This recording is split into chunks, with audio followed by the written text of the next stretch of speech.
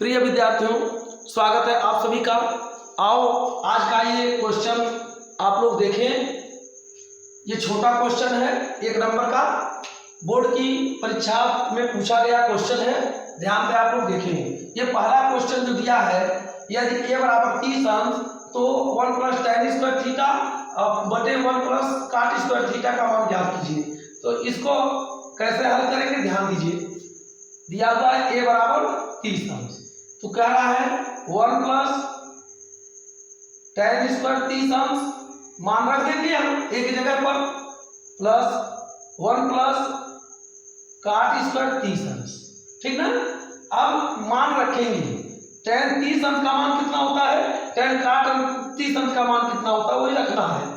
अब 1 + tan 30 अंश का मान होता है 1/√3 का वर्ग लगा देंगे क्योंकि वर्ग है, बटे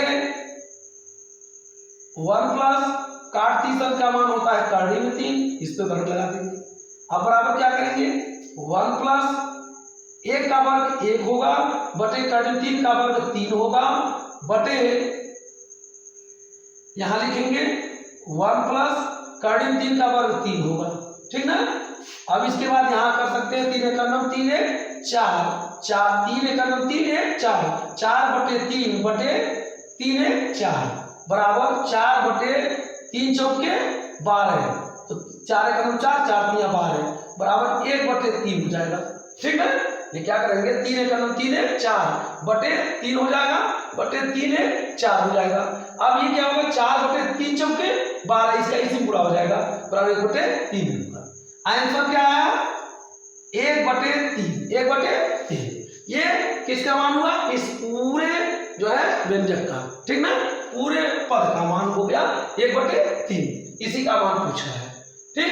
दूसरा क्वेश्चन ध्यान दें आप लोग। दूसरा क्वेश्चन कैसे हल होगा, इसको हम मिटा दे रहे हैं। ये पहला क्वेश्चन है। ठीक ना। दूसरा क्वेश्चन आप लोग ध्यान से देखें। अब दूसरा क्वेश्चन ध्यान से देखें। दूसरा क्वेश्चन दिया हुआ है x + y बराबर, ये 10 समीकरण नंबर 1 है, x - y बराबर 4 ये समीकरण नंबर 2 है। क्या करेंगे, ये दोनों विपरीत हैं, इसलिए हम क्या करेंगे, जोड़ने पर जोड़ दीजिए, ये कट जाएगा और x 2x बराबर 10 और 4 14 हो गया। x बराबर क्या होगा, 14/2 आ जाएगा इधर, तो 2 × 7 = 14 बराबर 7 आ गया। x का मान कितना आया, 7। ठीक ना। अब x के मान को 2 में रखने पर, समीकरण नंबर 2 में रख दीजिए, x - y बराबर 4, तो x का मान क्या करेंगे, 7 लिख दीजिए। 7 - y बराबर 4, तो 7 - 4 बराबर y लिख दीजिए।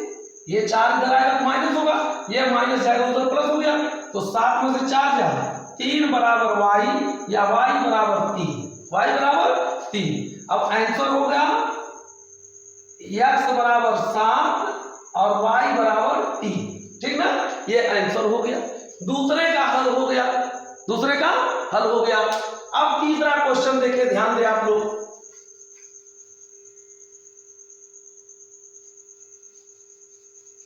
तीसरा क्वेश्चन देखें। तीसरा क्वेश्चन कह रहा है, यदि द्विघात समीकरण ax² + bx + c = 0 के मूल समान है तो c का मान ज्ञात कीजिए। तो c का मान ज्ञात करने के लिए, मूल समान है तो प्रतिबंध क्या होता है, मूल समान होने का प्रतिबंध होता है b² बराबर 4ac, b² बराबर 4ac। तो c का मान ज्ञात करना है, तो 4ac बराबर b², या c बराबर b² बटे 4a, यही आंसर हो गया। ठीक ना, c का मान आ गया। अब चौथा क्वेश्चन ध्यान दें। चौथा क्वेश्चन, ठीक ना, चौथा क्वेश्चन दिया हुआ है साइन स्क्वायर 18 अंश ऋण कास स्क्वायर 72 अंश। अब इसको जो है हम साइन को या तो कास में तोड़ लें या कास को हम साइन में तोड़ लें। तो हम कैसे तोड़ेंगे, लिखेंगे साइन स्क्वायर 18 अंश, ठीक ना, माइनस बड़े कोष्टक में लिख लीजिए कास 90 माइनस थीटा, तो 18 घटा दीजिए तो 72 अंश आ गया। कास 90 में से 18 घटाएंगे 72 आ गया, ये अंश हो गया। अब इस पे वर्ग है, इस पर भी वर्ग लगा दीजिए। अब साइन 18 अंश माइनस कास 90 माइनस थीटा बराबर क्या होता है, साइन थीटा होता है। साइन 18 अंश हो गया और इस पर वर्ग लगाया तो इस पर भी वर्ग लग जाएगा। अब दोनों विपरीत हुए, एक कट जाएंगे बराबर 0 आ जाएगा, ठीक ना, मान क्या आया 0, यही आंसर हो गया। ठीक, इसको हम कास को हम साइन में बदल दिए 90 माइनस थीटा लगा करके, तो 90 में से 18 जाएगा तो 72 अंश आ गया। कास 72 अंश स्क्वायर है तो स्क्वायर कास स्क्वायर 72 अंश हो गया। अब ये बदला तो साइन इस पर वर्ग है, इस पर वर्ग गया, साइन स्क्वायर 18 अंश आ गया। ये माइनस है, ये प्लस है, कट की 0 आ गया, ठीक ना। ये चौथा क्वेश्चन हो गया। पांचवा क्वेश्चन ध्यान दें आप लोग। पांचवा क्वेश्चन,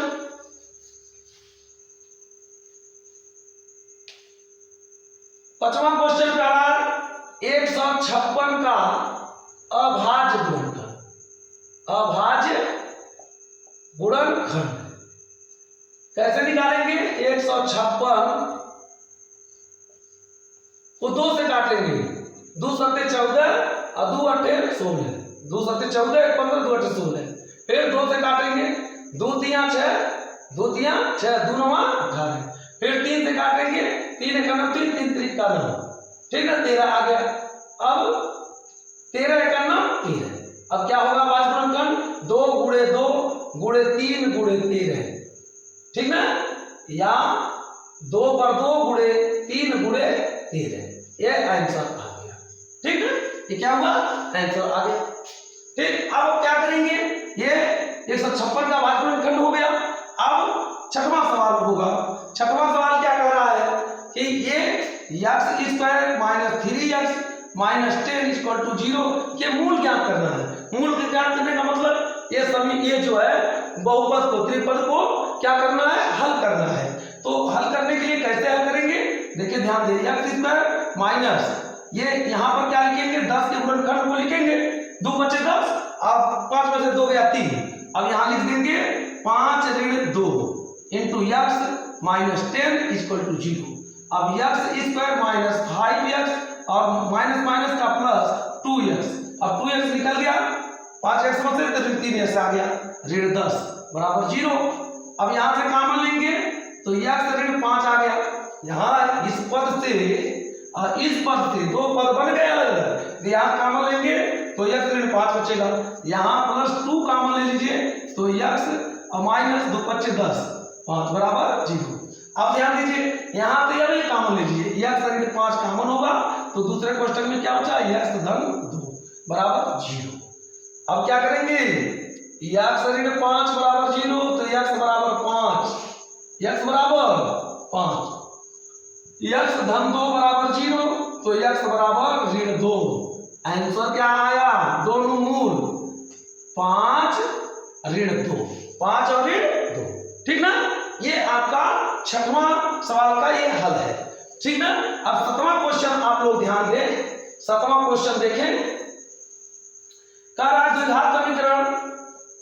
7वां क्वेश्चन, 4x स्क्वायर ऋण 6x धन 5 बराबर 0, धन 5 बराबर 0 का विविक्तर ज्ञात कीजिए, विविक्तर ज्ञात कीजिए। तो विविक्तर को हम d से निरूपित करते हैं तो d बराबर होता है b स्क्वायर माइनस 4ac, तो d बराबर हो जाएगा b स्क्वायर का मान, ये ऋण 6 दिया b का, तो ऋण 6 का वर्ग ऋण 4 गुणे a का मान 4 होगा गुणे c का मान 5 होगा, बराबर 6 के 36 ऋण 4 14 16 बचे 80 बराबर ऋण 44, ऋण 44, ये आंसर आएगा। इसमें इसको घटाएंगे, इसी का चिन्ह लिख देंगे, ठीक ना।